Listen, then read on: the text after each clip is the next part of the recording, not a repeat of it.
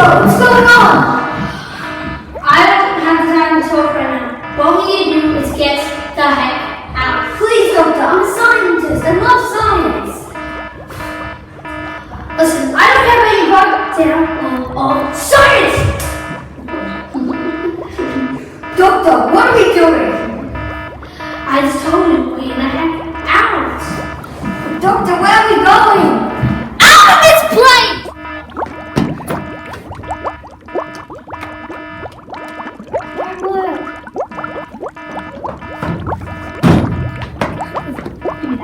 Another phone right now.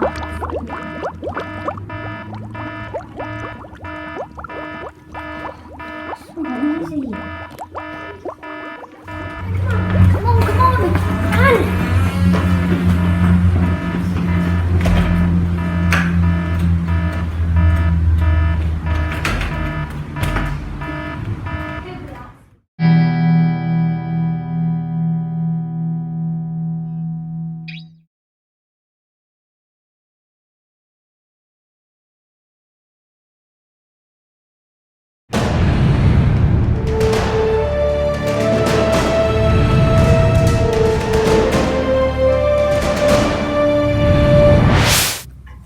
Today on Randwick News, there will be a survivor from the explosion 33 years ago at the Science Academy Laboratory.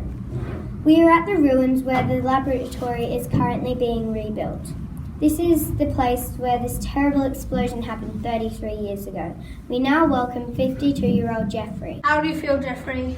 33 years ago, a man named Tim Barney saved my life, and I'm so thankful for that. Although he was quite annoying. He always slapped me. I don't know why. I feel terrible for locking him in the building. He's probably dead by now. I think he died in the toxins. I am Tim Barney. What? Oh my gosh. I have to thank you so much. I thought you didn't survive. No. That's a different part of the story. What actually happened, I know there was a news report about my dead body being found, but I was just unconscious. I took some medicine and barely survived in my life. The gases and smoke gave me a few health conditions for the rest of my life, but at least I got everyone else safe. All it was because of a weeny bit of math, and I made it out.